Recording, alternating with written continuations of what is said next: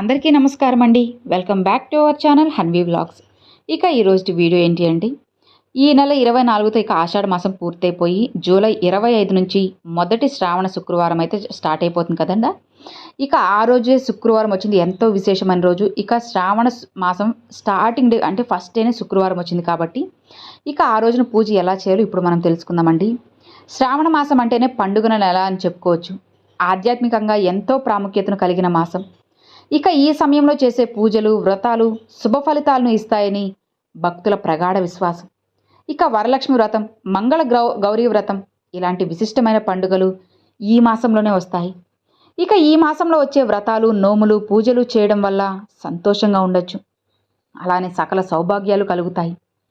ఇక శ్రావణ శుక్రవారం నాడు వరలక్ష్మి వ్రతం చేయడం కూడా ఆనవాయితీ. ఇది స్త్రీలు ఆచరించే ముఖ్యమైన వ్రతం. ఇక శ్రావణ మాసం ఎప్పటి నుంచి మొదలవుతుంది, శ్రావణ మాసానికి ఉన్న విశిష్టత ఏంటి, ఇది అంతా ఇంత కాదండి.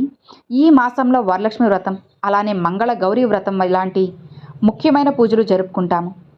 ప్రతి సంవత్సరం జూలై లేదా ఆగస్టులో లక్ష్మీదేవికి పూజలు చేయడం వల్ల విశేష ఫలితాలను పొందుతారు. ఈ మాసాన్ని హిందువులు అత్యంత పవిత్రంగా భావిస్తారు. ముఖ్యంగా శివుడు, లక్ష్మీదేవి, శ్రీ మహావిష్ణువులకు చాలా ప్రీతికరమైన మాసం. ఈ మాసం వర్షాకాలంలో వస్తుంది. ప్రకృతి పచ్చగా కలకలలాడుతూ ఆధ్యాత్మిక వాతావరణానికి అనుకూలంగా ఉంటుంది. ఇక ఈ శ్రావణ మాసంలో మహాశివుణ్ణి పూజించడం వలన శుభ ఫలితాలు లభిస్తాయని నమ్ముతారు. అలానే ప్రతి సోమవారం రోజు శివారాధన ప్రత్యేకంగా జరుగుతుంది. అలానే శ్రావణ శుక్రవారాలు లక్ష్మీదేవి పూజకు, ముఖ్యంగా వరలక్ష్మి వ్రతానికి చాలా ప్రసిద్ధి. ఇక ఈ వ్రతం చేయడం వలన అష్టైశ్వర్యాలు, సౌభాగ్యం లభిస్తాయని నమ్మకం. ఇక ఈ నెలలో అనేక వ్రతాలు, నోములు ఆచరిస్తారు. ముఖ్యంగా మహిళలు మంగళ గౌరీ వ్రతం, వరలక్ష్మి వ్రతం ఇలాంటివి చేసి తమ కుటుంబం శ్రేయస్సును కోరుకుంటారు. ఇక శ్రావణ మాసం అంటేనే వివాహాది శుభకార్యాలకు, గృహప్రవేశాలకు, కొత్త పనులు ప్రారంభించడానికి అత్యంత అనుకూలమైనదిగా పరిగణిస్తారు. అయితే ఈసారి శ్రావణ మాసం మొదటి రోజే జూలై 25 శుక్రవారంతో ప్రారంభమవుతుంది. ఇక ఈ మాసంలో వచ్చే ప్రతి శుక్రవారానికి ఎంతో విశిష్టత ఉంటుంది. ఎందుకంటే అందరికీ తెలిసిందే, శుక్రవారం అంటేనే లక్ష్మీదేవికి అంకితం చేయబడింది.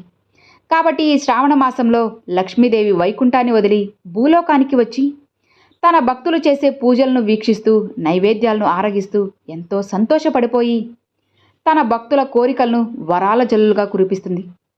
మరి ఇంత శక్తివంతమైన ఈ మాసంలో మొదటి శ్రావణ శుక్రవారం రోజున అమ్మవారికి ఇష్టమైన విధంగా మీ ఇంట్లో ఇలా పూజ చేస్తే అమ్మవారు మీ పూజకు పొంగిపోయి అష్టైశ్వర్యాలు కురిపిస్తారు. మొదటి శ్రావణ శుక్రవారం రోజున ఇంట్లో పూజ ఎలా చేసుకోవాలి ఇప్పుడు తెలుసుకుందాం. శ్రావణ మాసంలో వరలక్ష్మి వ్రతమే చాలా ముఖ్యమైనది. ఆ శుక్రవారమే అమ్మని బాగా పూజించాలి అని అనుకుంటూ ఉంటాం కదా. కానీ లక్ష్మీదేవిని ఆ శుక్రవారమే కాదు, మిగిలిన శుక్రవారం కూడా అమ్మవారిని నిష్టగా పూజించుకుంటే చాలా చాలా మంచిది. కొంతమందికి రెండో శుక్రవారం అంటే పౌర్ణమికి ముందు వచ్చే శుక్రవారం నాడు వ్రతం చేసుకోవడం కుదరకపోతే మొదటి శుక్రవారం వ్రతం చేసుకుంటారని అలా కూడా వ్రతం చేసుకోవచ్చు. అంతేకాదు, మొదటి శ్రావణ శుక్రవారం లక్ష్మీ అమ్మవారిని ఎలా పూజించాలో చూద్దాం. అలానే శుక్రవారం నాడు అమ్మవారికి తప్పనిసరిగా పెట్టాల్సిన నైవేద్యము, ఆ రోజున చిన్న చిన్న నియమాలు ఖచ్చితంగా పాటించాలి. అలానే ఈ మొదటి శ్రావణ శుక్రవారం లక్ష్మీదేవి అమ్మవారిని పూజించేటప్పుడు వాడవలసిన ముఖ్యమైన కొన్ని పూజా ద్రవ్యాలు ఏంటో కూడా ఇప్పుడు మనం ఈ వీడియోతో తెలుసుకుందామా. ఈ శ్రావణ మాసంలో వచ్చే ప్రతి శుక్రవారం కూడా అమ్మవారికి చాలా ప్రత్యేకమైన రోజులే. ఇక ప్రతి శుక్రవారం అమ్మవారికి విడిగా పీఠాన్ని ఏర్పరచుకొని పూజ చేసుకుంటే చాలా మంచిది, శుభం కలుగుతుంది. కానీ అందరికీ పీఠం అందుబాటులో ఉండదు కదా. అలా లేని వాళ్ళు పూజా మందిరంలో చేసుకోండి.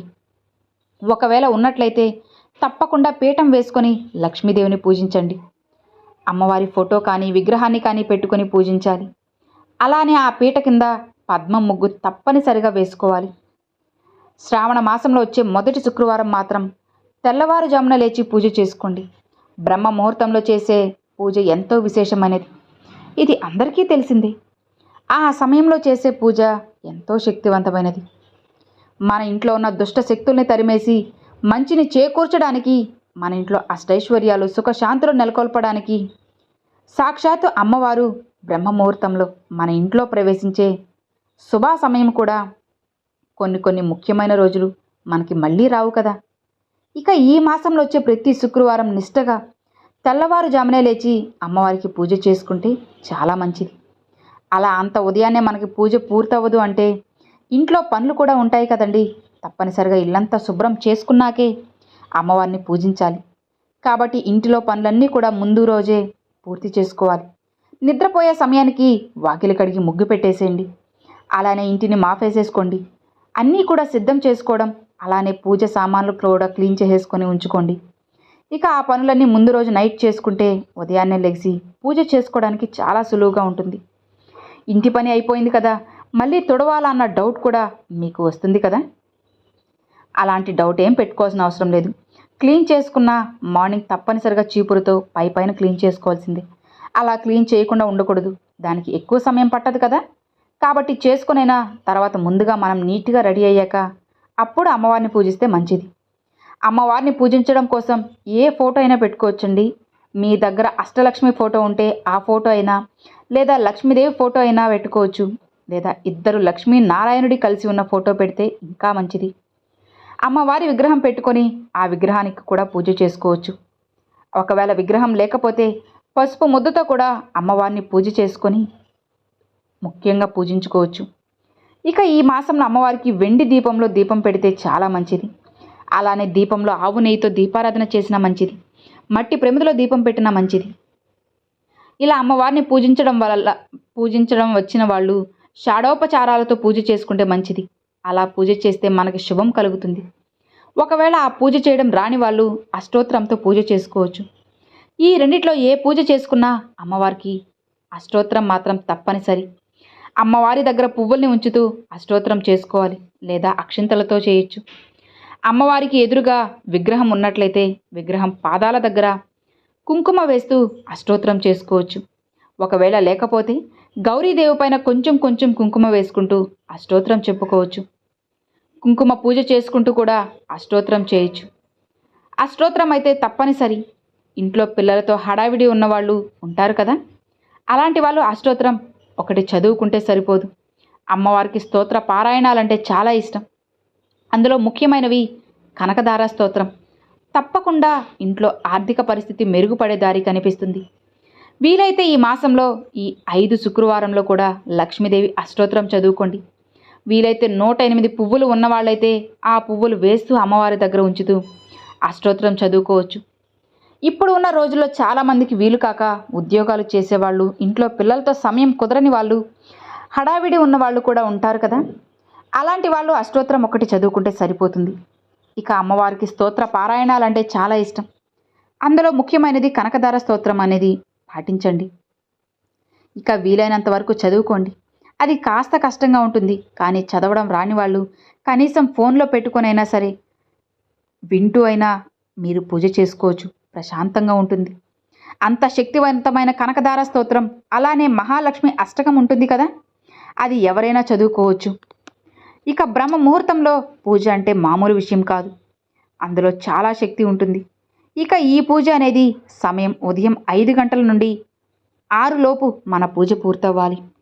ఒక్కసారి మీరు తెల్లవారుజామున పూజ చేసి చూడండి, మీకే తెలుస్తుంది. మనసు చాలా హాయిగా ప్రశాంతంగా ఉంటుంది. ఇంట్లోకి కూడా శుభశకునాలు కనిపిస్తాయి. కుదిరితే సుగంధ ద్రవ్యాలు వేయడానికి ప్రయత్నించండి. ఇల్లంతా మంచి సువాసన వస్తుంది. ఇలా చేస్తే ఇంట్లో ఉన్న నెగిటివ్ ఎనర్జీ మొత్తం బయటికి వెళ్ళిపోతుంది. ఇంటి మొత్తం 4 మూలల కూడా సాంబ్రాణి ధూపం ఖచ్చితంగా వేయండి. అలానే అమ్మవారికి నైవేద్యంగా ఏం సమర్పించాలి? శ్రావణ మాసంలో ఈ 5 శుక్రవారాల్లో ఏదో ఒక వండిన నైవేద్యాన్ని అమ్మవారికి పెట్టండి. అంటే ఆవు పాలతో చేసిన పరమాన్నం అంటే అమ్మవారికి ఎంతో ఇష్టం. ఆవు పాలు దొరకని పక్షాన ఏ పాలైనా సరే ఉపయోగించి అమ్మవారికి పరమాన్నం వండి నైవేద్యంగా పెట్టాలి. లేదా పులిహోర కానీ ఏదైనా సరే నైవేద్యంగా తప్పకుండా వండి సమర్పించాలి. ముఖ్యంగా ఇవన్నీ చేయడం కంటే ముందే ద్వారాన్ని పూజించాలి. శుక్రవారం నాడు కడగకూడదు కాబట్టి ముందు రోజు నైటే శుభ్రంగా గుమ్మాన్ని కడిగి పసుపు కుంకుమ బియ్యం పిండితో అలంకరించి ఉదయం లేచిన తర్వాత పువ్వులు పెట్టి గడపని అలంకరించుకొని ఆ తరువాత దీపారాధన చేసుకొని ఇంట్లో పూజ చేసుకోవాలి. ముందుగా దీపం వెలిగించిన వెంటనే తులసి కోట దగ్గర కూడా దీపం వెలిగించాలి. ఇక దీపారాధన చేసుకుని ఆ తర్వాత ఇంట్లో మిగిలిన పూజ చేసుకోండి. ఈ మాసంలో నెల మొత్తం కూడా లక్ష్మీదేవిని పూజించాలి అనుకునే వాళ్ళు మాంసాహారం అస్సలు ముట్టకూడదు. అలా ఉండలేని వాళ్ళు కనీసం శ్రావణ శుక్రవారం ఒక్కరోజైనా మాంసాహారం అస్సలు తీసుకోకండి. అలానే లక్ష్మీ పూజ శ్రావణ శుక్రవారం చేసుకునే వాళ్ళు బ్రహ్మచర్యాన్ని తప్పకుండా పాటించాలి. ఉదయం సాయంత్రం టిఫిన్ చేసిన వంటిపూట భోజనం చేస్తే మంచిది. శ్రావణ శుక్రవారం నాడు ఇలా పూజ అంతా పూర్తయిన తర్వాత ఇక మీకు సమయం దొరికినప్పుడు దగ్గరలో ఉన్న లక్ష్మీదేవి అమ్మవారి గుడికి వెళ్ళి అమ్మవారి దర్శనం కూడా చేసుకుంటే మరీ మంచిది. ఇక వరలక్ష్మి వ్రతం చేసుకునేటప్పుడే కాదు, ఈ శ్రావణ శుక్రవారంలో కూడా మీరు ఎవరైనా ముత్తైదులోకి తాంబూలం ఇవ్వచ్చు. మీకు ఎవరైనా సరే, ఒకరికి కానీ, ముగ్గురికి కానీ, 5 మందికి కానీ, ఇలా మీకు ఎంతమంది అయినా సరే తాంబూలం ఇవ్వచ్చు. వీలైతే జాకెట్ ముక్కలు పెట్టి తాంబూలం ఇవ్వచ్చు. అలా ఇవ్వలేని వాళ్ళు కనీసం 2 అరటిపళ్ళైనా సరే తాంబూలంగా ఇవ్వచ్చు.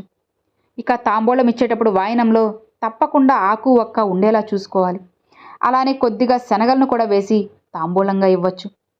ఇలా తాంబూలం తీసుకుంటే చాలా మంచిది. ఈ విధంగా పూజ చేసుకున్న తర్వాత సాయంత్రం కూడా లక్ష్మీదేవి అమ్మవారిని పూజించాలని సాయంత్రం 6 గంటల సమయంలో ఇంట్లో దీపారాధన పూజ చేస్తూ ఉండాలి. ఆ సమయంలో ధూపం వేస్తే కూడా మంచిది. ఇక దీపం పెట్టుకొని అమ్మవారికి పంచోపచారాలు సమర్పించుకొని ఇంటి మొత్తం కూడా సాంబ్రాణి ధూపం వేసుకుంటే సరిపోతుంది. అలానే మీ దగ్గరలో ఉన్న పాలు, పళ్ళు, తేనె ఇలా ఏదైనా సరే నైవేద్యంగా పెట్టి అమ్మవారికి సమర్పించి పూజ పూర్తి చేసుకోవచ్చు. సో విన్నారు కదండి, శ్రావణ శుక్రవారంలో మనం ఎలా పూజ చేయాలి, శ్రావణ మాసం అంతా అమ్మవారిని ఎలా పూజించాలి అన్నీ తెలుసుకుందాం కదా. సో ఈ వీడియో మీ అందరికీ ఎంతో యూస్ఫుల్గా ఉంటుంది అనుకుంటున్నాను ఫ్రెండ్స్. నచ్చితే ఒక చిన్న లైక్ చేయండి, మీ ఫ్రెండ్స్ అండ్ ఫ్యామిలీస్కి షేర్ చేయండి. ఫస్ట్గా మన ఛానల్ చూసేవాళ్ళు సబ్స్క్రైబ్ చేసి సపోర్ట్ చేయండి ఫ్రెండ్స్. Thanks for watching.